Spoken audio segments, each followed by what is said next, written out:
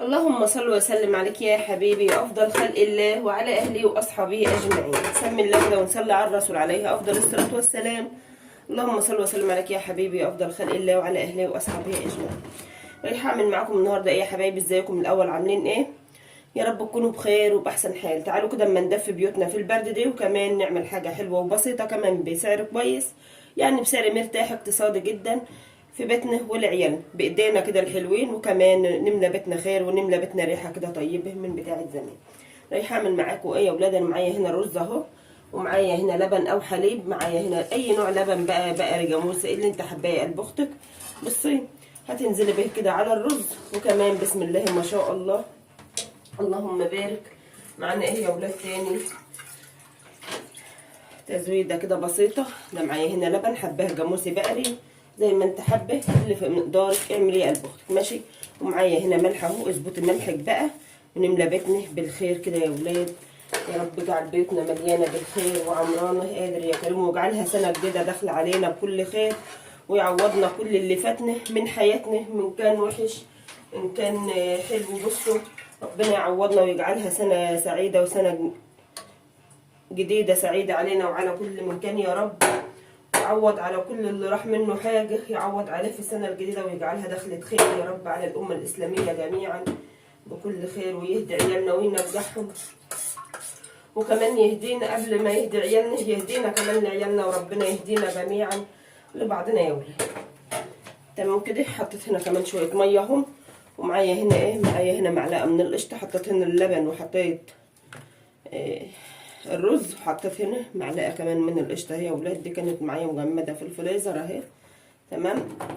القشطه دي ايه؟ ده وش اللبن الرايب يا ولاد، هي بتبقى اسمها قشطه عندنا كده. وكمان معايا هنا معلقه من السمنه البلدي. تمام.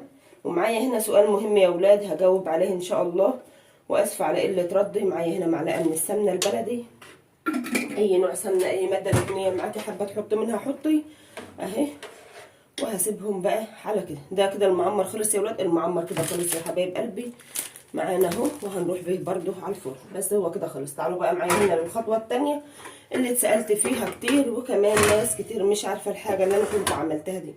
يعني ايه الخنشوره يا ام فرح؟ وضحي لنا اكتر. الخنشوره دي يا حبايب قلبي ده لبن اهو، راح نعمله خنشوره برده اهو.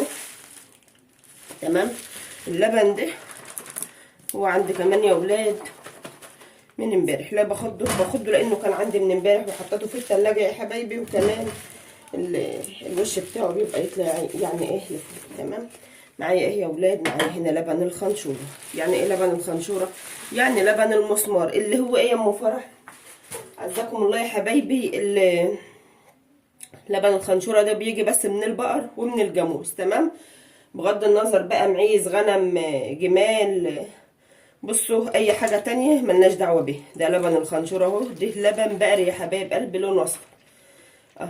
بسم الله الرحمن الرحيم. اللهم بارك. ربنا يوسع على كل من كان يا رب قادر يا كريم اهو يا ولاد. ده كده لبن الخنشوره.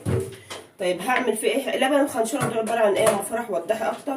السؤال ده جالي يا حبايب قلبي. السؤال لبن الخنشوره ده مثلا البقرة أو الجاموسة ولدت أول 3 أيام من لبنها، ده اسمه لبن مسمار يا ولاد. زي لبن السرسوب عندنا، بنبقى مثلا احنا كأمهات أو إن احنا كبشر يعني، الست بتولد، فبيفضل 3 أيام من أول ما بينزل لها اللبن خالص، أو بعد ولادتها أول 3 أيام بعد الولادة بيبقى في حاجة اسمها السرسوب. نوعا نلاقي الكلمة دي موجودة. السرسوب ده بقولك يعني قوة ومناعة وصحة. بصوا يعني حاجة كده من عند ربنا. هو لبن السرسوب ده أو لبن المسمار ده بيجعل المولود يعني لو شربه بسم الله ما شاء الله يعني بصحة جيدة. تمام. هو ده بالنسبة للبن الخنشور. تمام. بينضاف على كل كوباية من لبن المسمار بتاع البهيمة البقر أو الجاموس، كل كوباية مج كده نص كيلو لبن. عايزه تضيفي من نفس نوع اللبن، مثلا لو الوالده جاموسه ومعاكي لبن بقري عادي بينفع يا حبيبه قلبي، بس ضيفي النص كيلو على الكوبايه لبن حليب، مش لبن مسمار او لبن رايب. تمام. هو بيبقى لبن حليب مش اكتر. تمام. يعني كوبايه مسمار، كوبايه من لبن المسمار على نص كيلو من الحليب، سواء بقى جاموسي بقري اللي انت حباه. تمام. ده بالنسبه هنا للبن للخنشور. تمام. بتتحط في الفرن، بتربط حاجه سبحان الله كده، حاجه قدره الهيه كده، بتربط مع نفسها. يعني دي هو جاي لنا محلول كده مع بعضه. تمام. بس هو معروف كوبايه المج لها نص كيلو من الحليب. تمام. من لبن المسمار، وهكذا بس كده يا حبيبه قلبي، وهكذا بس كده. طيب طالما هنولع بقى نعمل معمر، نعمل جنبها الخنشوره، نعمل جنبها بطاطا، كل ده هيبقى في الفرن مع بعضه. وكمان بسم الله ما شاء الله تاخدي احلى ريحه بقى واحلى طعم. شغل الفلاحين هنا يا ولاد، بسم الله ما شاء الله. ده كده هننزل بهم في الفرن مره واحده. هو كده كده الفرن والع وبنار هاديه، لان الحاجه دي ما بتستويش على نار عاليه. تبقى البطاطا تنفع معاهم في الفرن. تمام. معاكي صينيه فراخ برضو، لو ما معاكيش الخنشوره ديت، معاكي صينيه فراخ وحابه تضيفيها مع المعمر مع البطاطا، بتنفع يا حبيبه قلبي، وبتبقى ولعه واحده، وبتبقى صرف واحد. ننزل بقى نروح للفرن، وهوريكم برضو الحاجه دي وهي في الفرن، للي مش عارف يعني المعامله مع الفرن البلدي او الفرن الغاز يا ولاد. تمام. تعالوا يا ولاد كده شوفوا الجمال ده، بسم الله ما شاء الله اهو.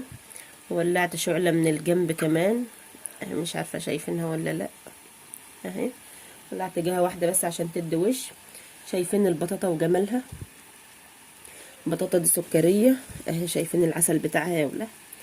حاجه كده اللهم بارك. استوت اهي اهي، عشان كده بقول لكم كده كده الفرن هيولع، واحلى شوي هو شوي الفرن. شايفين العسل اللي نازل منها؟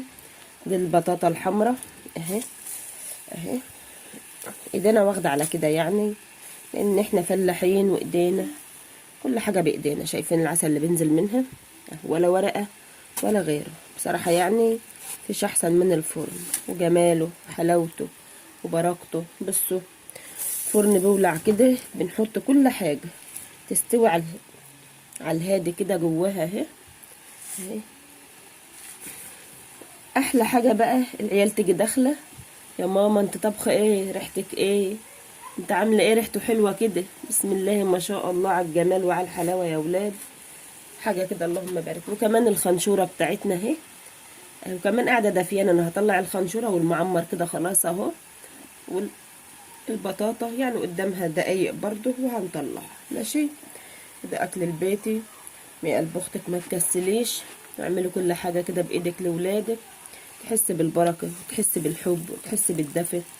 بسم الله ما شاء الله، حاجات كده اتعودنا وتربينا عليها. يا رب يا رب يحسن ختامنا جميعا، ويجعل ما بيننا وبين عيالنا الحب والمودة والرحمة. قادر يا كريم يا رب العالمين. تعالوا يا ولاد كده، بسم الله ما شاء الله.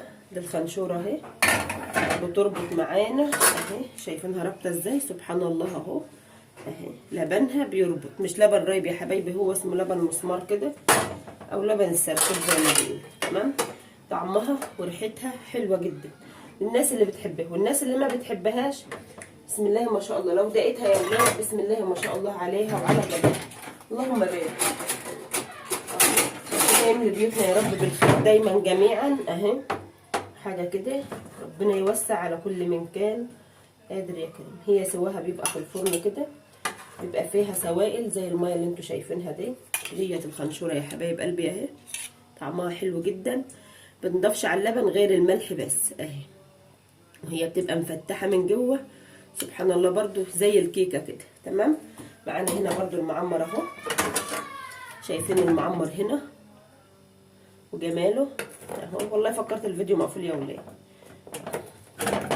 بسم الله ما شاء الله. شايفين رزه؟ بسم الله الرحمن الرحيم اهو. شايفين الرز بتاعه سخن جدا اهو. بسم الله ما شاء الله. طعمه وريحته، معلقه السمنه البلدي مع القشطه، طعمه وريحته كده يتاكل حاف. اللهم بارك. بسم الله ما شاء الله. تعالوا بقى معايا هنا كده على ايه؟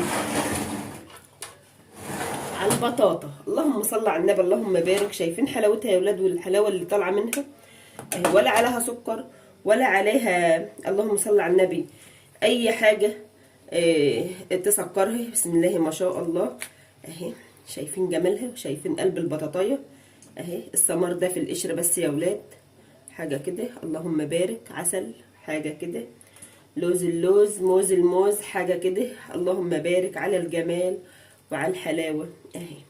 ولا عليها سكر. هي دي اصح بطاطا بقى ممكن تعملها. اترككم يا ولاد بقى في رعايه الله وامنه، والسلام عليكم ورحمه الله وبركاته.